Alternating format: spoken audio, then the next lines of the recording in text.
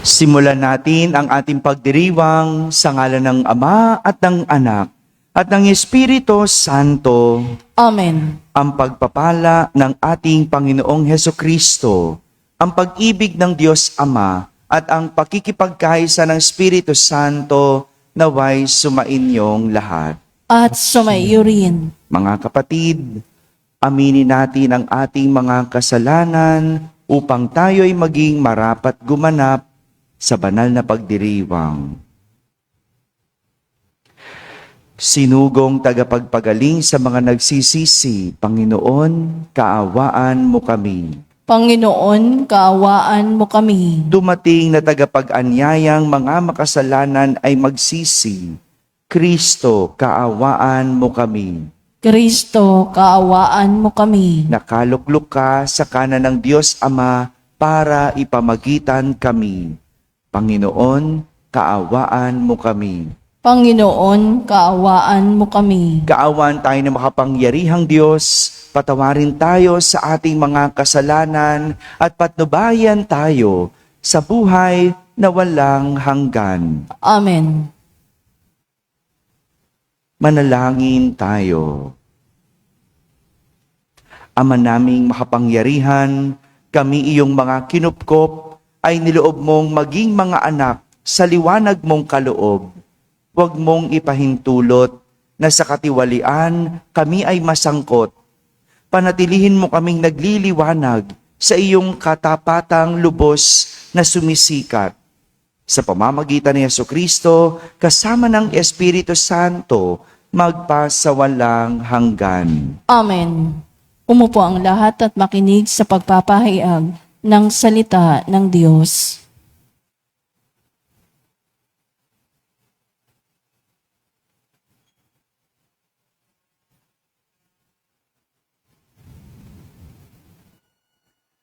Pagbasa mula sa aklat ni Propeta Amos.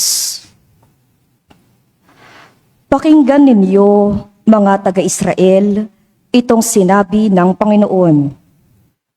Pinatnubayan kong palabas sa Ehipto ang inyong lahi.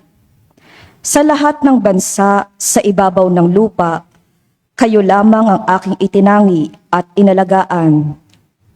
Kaya't parurusahan ko kayo dahil sa inyong mga kasalanan. Maaari bang magsama sa paglalakbay ang dalawang tao kung di muna sila magtipan? Uungal ba ang leyon sa kagubatan malibang makatagpo siya ng biktima? Aatungal ba ang batang leyon sa loob ng yungib kung wala siyang nahuling anuman? Mabibitag ba ang isang ibon kung walang pain? Iigkas ba ang bitag kung walang huli? Maaari bang disakmalin ng takot ang mga mamamayan kapag hinipan ng bantay lungsod ang trompeta? Mangyayari ba sa isang lungsod ang isa kahindik-hindik na bagay malibang ito'y itulot ng Panginoon? Tunay na ang Panginoon ay di gumagawa ng anumang bagay na di ipinababatid ang kanyang balak sa kanyang mga lingkod, ang mga propeta. Pag-ungal ng leyon, maaari bang hindi ka matakot? Kapag nagsalita ang Panginoon, mapipigilan mo bang ipahayag ang kanyang sinabi? Pinuksa ko ang ilan sa inyong lungsod, tulad ng aking ginawa sa Sodoma at Gomora. Kayo'y parang nagdiringas na kahoy na inagaw sa apoy. Ngunit ayaw pa rin kayong manumbalik sa akin. Sumbat pa ng Panginoon. Kaya mga taga-Israel, humanda kayo sa di mapipigil na paghuhukom ng inyong Diyos. Ang salita ng Diyos. Salamat sa Diyos. Salmong tugunan ng atin pong itutugon. Poon, ako'y pangunahan, ng landas mo'y aking sundan. Tayo pong lahat. Poon, ako'y pangunahan, ng landas mo'y aking sundan. Ang gawang masamay, di mo kalulugdan.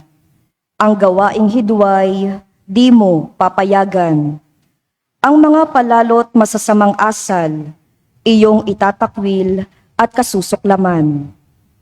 Poon, ako'y pangunahan, ng landas mo'y aking sundan. Parurusahan mo yaong sinungaling, pati mararahas at ang mga taksil. Poon, ako'y pangunahan, ng landas mo'y aking sundan. Dahilan sa iyong tanging pagmamahal, ako ay dudulog sa iyong tahanan. Sasambahin kita sa templo mong banal bilang isang tanda ng aking paggalang. Tugon. Poon, ako'y pangunahan, ng landas mo'y aking sundan. Tumayo ang lahat at magbigay galang sa mabuting balita.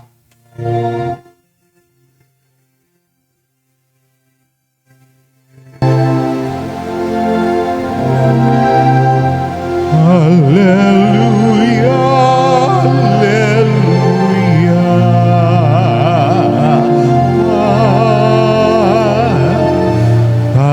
Hallelujah, hallelujah.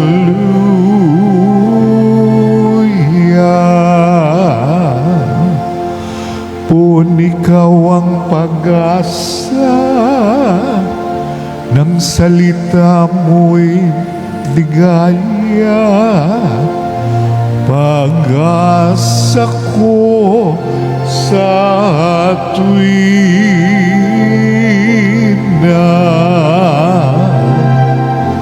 Hallelujah, hallelujah.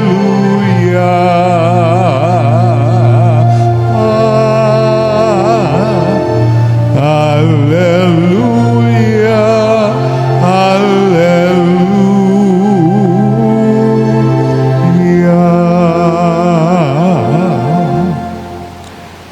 Sumainyo ang Panginoon. At sumaiyo rin. Ang mabuting balita ng Panginoon ayon kay San Mateo. Papuri sa iyo, Panginoon.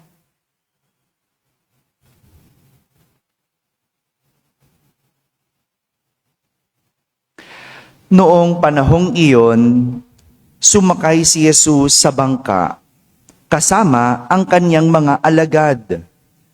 Bumugso sa lawa ang isang malakas na unos at halos matabunan ng mga alon ang bangka.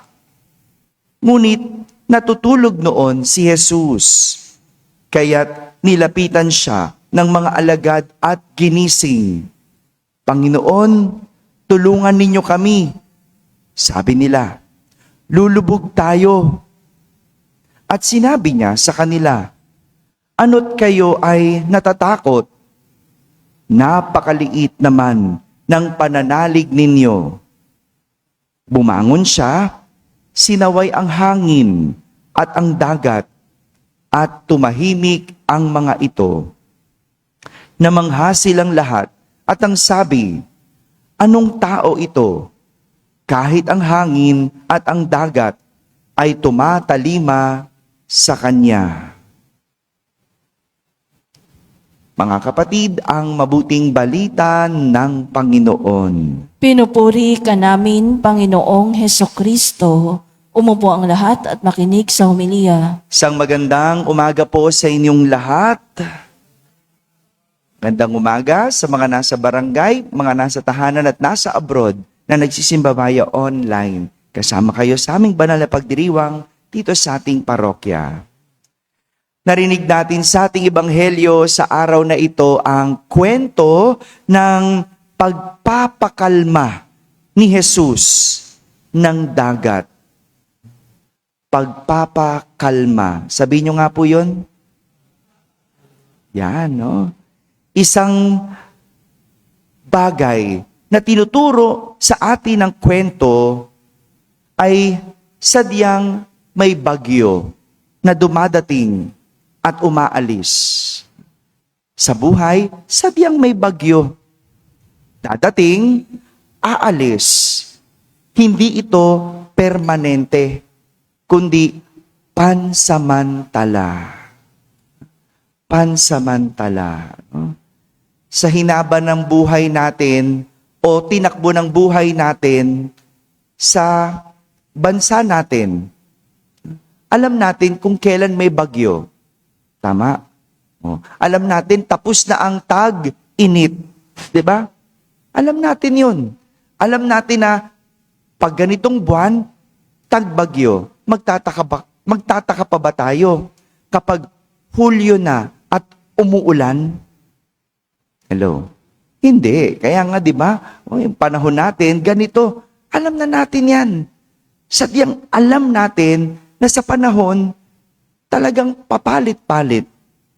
May bagyo, may tag-init, may tag-hirap. Di ba? May mga panahon talaga na madalas naman ang bagyo. Oh, literal. Alam natin yan. Pero sa buhay natin, alam mo din kailan dadating ang bagyo. Hello? Alam nyo ba yon? Alam mo ba na kung kailan ka magkakasakit? Hindi. Pero yung kinain mo, alam mo eh. 'Di ba? Alam mo pag kinain mo 'yan, magkakasakit ka, tama? Ayun tayo, no? 'Yun ang madalas sa problema ng tao. No? Hindi alam ang bagyo, pero alam ang dahilan. Alam ang sanhi. Hello. Hindi tayo nakatahimik tayo bigla, no? No? Mamaya, pag-uusapan natin yan. No? Pero balik tayo dun sa bagyo ni Jesus. No? Talagang ganun. Panapanahon may bagyo. At hindi yan permanente, kundi pansamantala. Kaya kailangan lang natin ng mahabang pasensya at mag-intay hanggang ito ay humupa at mawala. Pero sadya naman, may mga bagyo na nalalaman natin kung kailan dadating.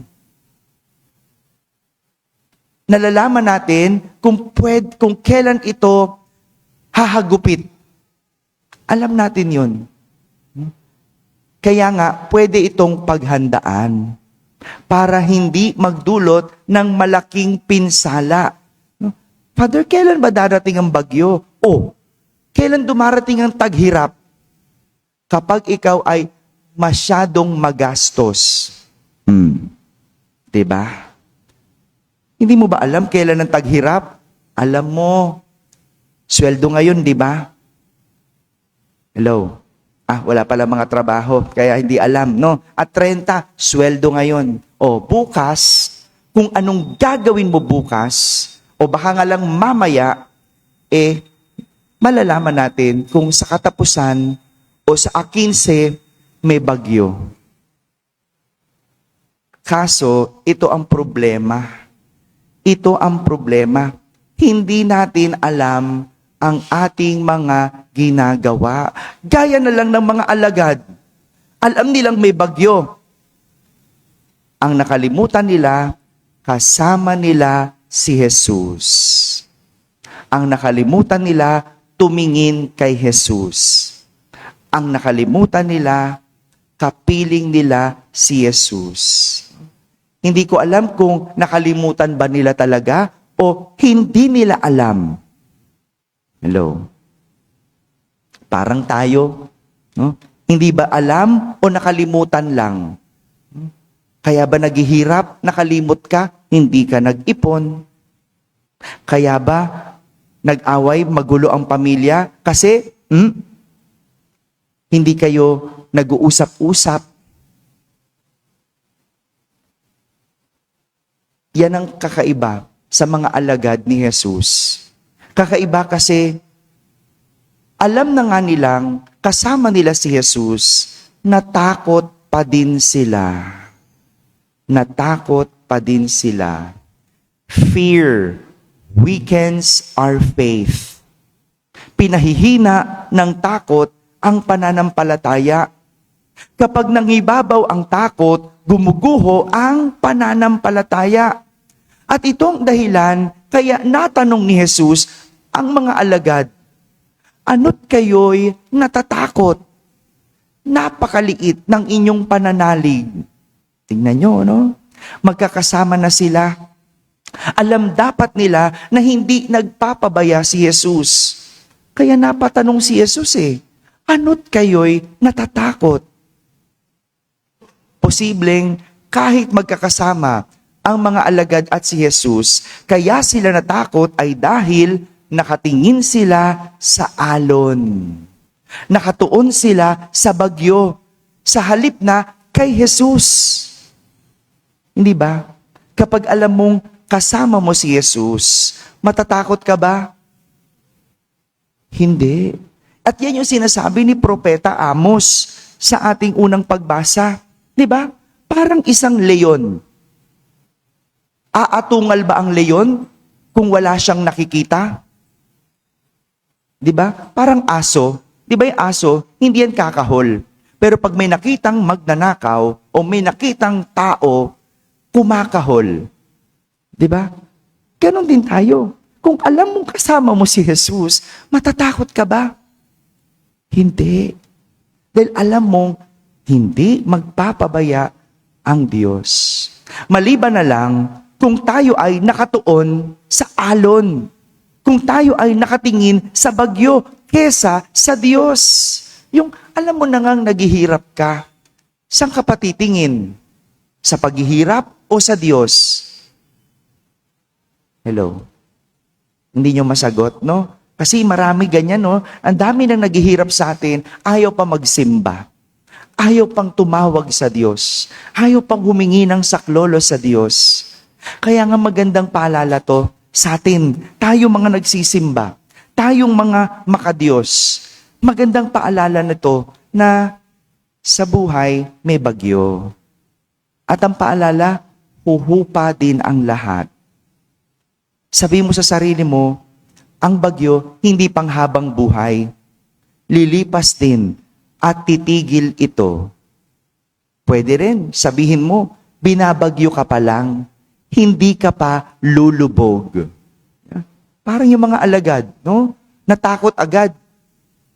Lumubog na ba sila? Hindi pa. Inuuga pa lang sila. No? Kaya inuuga pa lang ng alon. Hindi pa hagupit yan. Paalala mo sa sarili mo na si Jesus ang magpapatigil ng bagyo. Manalig ka lang. Huhupa din ang lahat. Magintay ka lang. Sa buhay may bagyo. At madalas, alam natin ang dahilan. Balik tayo. Alam mo kung kailan ka maghihirap. Kailan? Kapag ikaw ay naging magastos. Alam mo kung kailan ka magiging mahirap. Kapag hindi ka nakatapos ng pag-aaral. Alam mo kung kailan magiging magulo ang pamilya. Kapag hindi kayo nag-uusap-usap. Kapag hindi kayo nagkukwentuhan. Kapag hindi kayo simpleng sabay-sabay kumakain. No? Yang mga yan, maliliit man yan, pero magdudulot yan ng bagyo kapag nawala. Yung hindi ka sanay magpaalam, yung alis na ako. Yung mga simpleng ganyan, sa huli magdudulot ng bagyo. Yung simpleng pagkain mo ng street food araw-araw, yung araw-araw, Ilocos empanada, yan, mga simpleng ganyan, magdudulot yan ng bagyo. Paano? Abay, magkano yan? Araw-araw. No? Wala pang 15, ubus na talaga ang sweldo. No? Pwede bang ganun? No? Kape-kape, no? Hindi pwede. Yung mga maliliit na yan ang magdudulot ng bagyo sa atin. Alam natin Tapos sasabihin mo, ay, hindi, Father, tatawag na lang sa Diyos. Yung tatawag tayo sa Diyos, pero kasalanan natin, anong mapupulot natin? Aral. Tuturuan ka ng Diyos ng leksyon. No? 'Di ba? Yan ang problema sa atin Tayo may gawa, ang Diyos ang tatapos. Tayo may kasalanan, ang Diyos ang sasagot. Kaya kung hindi mo nakukuha ang sagot at hindi natatapos, tinuturoan ka ng Diyos ng leksyon. Mga kapatid, walang permanenteng bagyo. Sadyang dumadating ito panapanahon. Kaya walang dapat ikatakot. Dahil hindi tayo agad lulubog sa bagyo. Inuuga pa lang tayo. At bago pa tayo lumubog, sigurado, napahinto na ito ni Jesus. Amen? Amen.